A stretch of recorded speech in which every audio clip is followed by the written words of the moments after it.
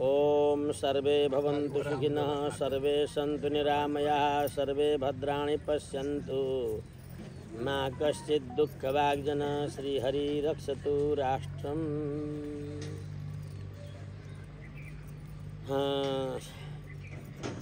आज हामीहरू आफ्ना जीवनका 100औं वसन्तका यात्राहरू पार गर्दै गर्दै अगाडि बढिरहेका छौँ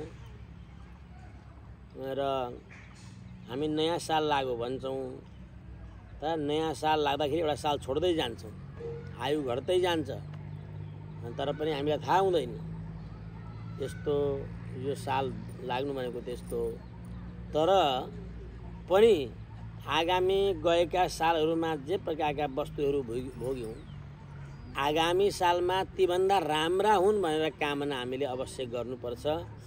र म देशभरि रहेका हाम्रो दार्चुला ताप्लेजुङदेखि दार्चुलासम्म, कञ्चनपुरदेखि झापासम्म जगद्गुरुका अभियानमा जोडिनुभएका मठ मन्दिर शिवालय देवालय ज्योतिर्लिङ्ग नेपाल आमाको मन्दिर महाकालीमा, त्यस्तै चाहिँ दार्चुलाको मल्लिकार्जुन नागेश्वर, बैतडीको केदारनाथ विश्वनाथ सोमनाथ, रामेश्वरम अछामको वैद्यनाथ, डोटीको पादुका स्थान, त्यसै गरेर चाहिँ यता चाहिँ भैरवाको हाम्रो चाहिँ दक्षिणामनाय जगद्गुरु पीठ स्याङ्जाको राधाकृष्ण निम्बार्क निकुञ्ज खोरियाघाट, पोखराको गोपालधाम, पर्वतको मोतीबेनी नृसिंह मन्दिर, मुस्ताङको हिलाद्री पीठ, काठमाडौँको जगद्गुरु आश्रम, सत्राधाम प्रथम जगद्गुरु पीठ, त्यसै गरी इटरी हडिया बुधबारे र देशभरि रहेका विभिन्न मठ मन्दिर देवालय शिवालय 12 ज्योतिर्लिङ्गका अध्यक्षहरू, सबै आश्रमहरू र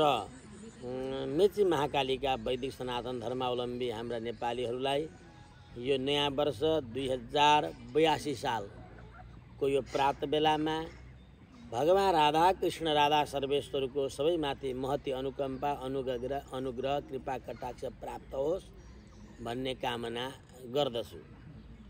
दोस्रो कुरो, तपाईहरू सबै भक्त हुनुहुन्छ, सबैको आस्था भगवानप्रति छ र सबैको मनमा आकांक्षा चाहिँ के छ भने हे प्रभु मलाई हजुरको कृपा होस्, प्रयाण काले मनसा चलेन भक्त्या युक्त योग बलेन चैव भ्रुवरमध्ये प्राणमा विश्व सम्यक ततः परम पुरुषमुपैति दिव्यम। हाम्रो अन्तिम समयमा पनि भगवानको स्मरण रहोस् र भगवानप्रति हाम्रो निष्ठा निरन्तर बनिरहोस् भन्ने सबै भक्तहरूको कामना छ। त यो नयाँ वर्षको मङ्गलमय बेलामा मैले सबै भक्तहरूलाई यही चाहन्छु, प्रार्थना गर्छु, अनुरोध गर्छु, भगवानसँग निवेदन गर्छु, सारा भक्तहरूमा अविरल र अविश्रान्त रूपमा भगवत निष्ठा, भगवत भक्ति, भगवत श्रद्धा बढिरहोस्।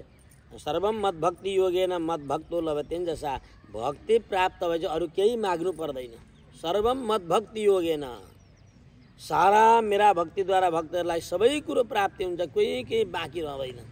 भक्ति प्रसिद्धा भ मोक्षणाय नान्य तत्त साधनमस्ति किञ्चित, केवल भक्तिद्वारा नै सारा सर्वाभिष्ट प्राप्ति हुन्छ।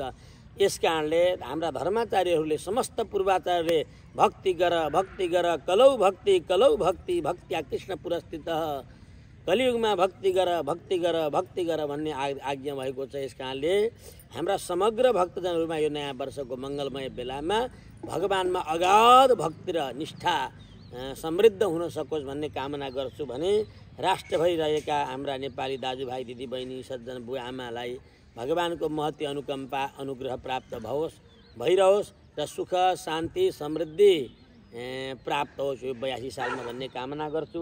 त्यसै गरी अस्ट्रेलिया, अमेरिका, क्यानाडा, नर्वे, बेलायत, भारत, भुटान, बर्मासम्म रहेका यो आश्रमसँग जोडिनुभएका तमाम वैदिक सनातन धर्मावलम्बीलाई पनि नेपालको यो नयाँ वर्ष विक्रम सम्वत 2082 साल वैशाख 1 गतेको मङ्गलमय बेलामा विश्वभरि छरिएका आस्थावान हाम्रा भक्तहरूलाई पनि म यो वैशाख 1 गतेको मङ्गलमय बेलामा हार्दिक शुभकामना प्रकट गर्दछु र सबैमा भगवानको महती अनुकम्पा अनुग्रह भइरहोस् भन्ने कामना गर्दछु। अस्तु।